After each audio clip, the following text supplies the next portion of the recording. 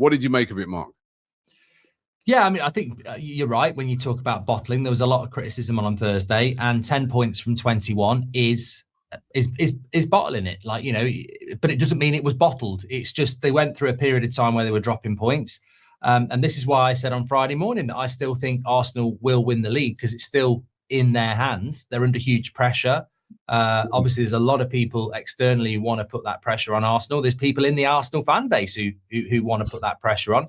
And there's people in the Arsenal fan base who are nervous, so they put the pressure on. So I think to go into that game, I was very impressed with the interviews of Declan Rice and Mikel Arteta ahead of the game. Yeah. I think he said, I don't acknowledge the word bottle, but internally they would be nervous. And I think the three things about this game was that Spurs are in a relegation battle. They've got a new manager bounce, and they normally like to drop points to stop Arsenal winning the league. They can actually win a game to stop Arsenal winning the league. So and it's at Spurs. So they've got absolutely every bit of motivation to be up for this game and win it. And they did nothing. And Arsenal did everything. And I think that's the impressive thing for Arsenal is that from minute one, even at half time when it's like it's a close game on scoreline, 1-1.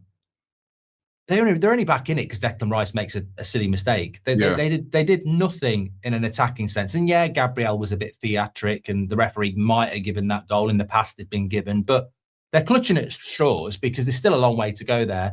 And Arsenal were the dominant team throughout, totally deserved to win it. But like you say, also sent a big statement as well. So from Arsenal's point of view, perfect day. Yeah, no, absolutely. I think everything you said there was you said that so well. And two players have been heavily criticised. You're going to say it. You're going to say what I was going to say here now. Go on. Yeah, Eze and Gyökeres, both of them turning up. Eze loves the North London derby, doesn't he? Yeah, 5 goals in. I don't think he's got many other Premier League goals, but 5 Premier League goals in 2 games. He was brilliant. Gyökeres, I was doing our watch along, and at half time, people were calling him Yoka Jeans or whatever it is they call. I can't remember. I don't know what the nicknames are for him. And I was like, it's a lot of unfair criticism, Mark.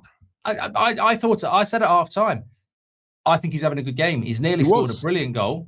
His hold-up play's been really good. Obviously, he's going to get judged on goals, but I think he's having a good half. He scores straight away. I mean, look, a lot of people think, Goldbridge is an Arsenal fan.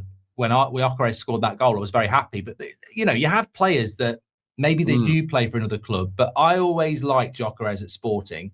He went to Arsenal. I wanted him to come to United. But I think the criticism has been unfair. I like him as a player. I would happily have him up front for United. People just focus on the negatives. He's got 10 Premier League goals. He's had a difficult season because, they're getting used to him.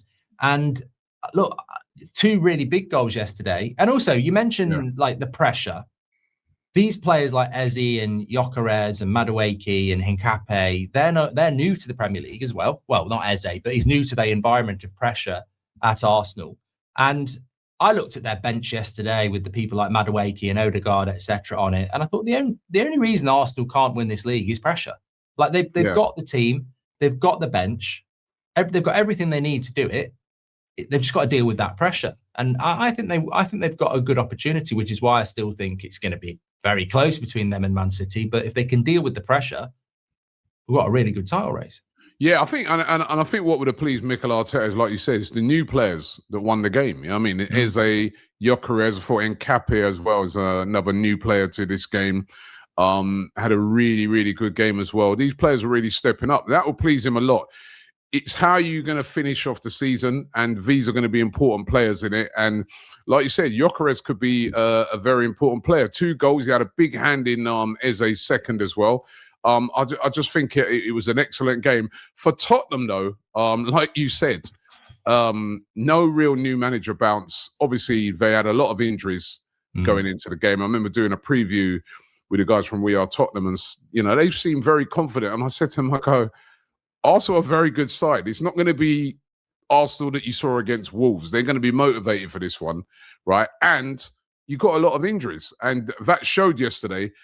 They're in a big relegation battle right now. I mean, they're lucky that some of the results sort of went their way over the weekend, but they're in it. They're definitely in it. I mean, it's not going to be easy for them to get out of this. The teams in and around them, I think, are as good as them, if not better. The only advantage Tottenham have got is they've got the points on the board. I mean, if West Ham get 2 more points and beat Bournemouth on Saturday night, then they're in a lot more trouble. 4-point gap still keeps it in their hands, but it's going to be interesting for Spurs because they have got injuries. But the team he picked yesterday, I was sort of a bit confused. Like, there was only 2 attackers on the pitch, 4 midfielders. I think he played a back 5. They didn't really create much. And I thought, well, you know, Wolves had a go against Arsenal and they scored 2 goals from 2-0 down. And Spurs are coming into this at home and they're playing quite defensive. I mean, look, opening up against Arsenal might not have been a very good idea. But yeah, I mean, it was almost like, and I don't get that mentality. It was almost like, let's park the bus a little bit and see what happens. And maybe we'll get a draw against Arsenal. And look, maybe they'll play differently in other games. They can go down.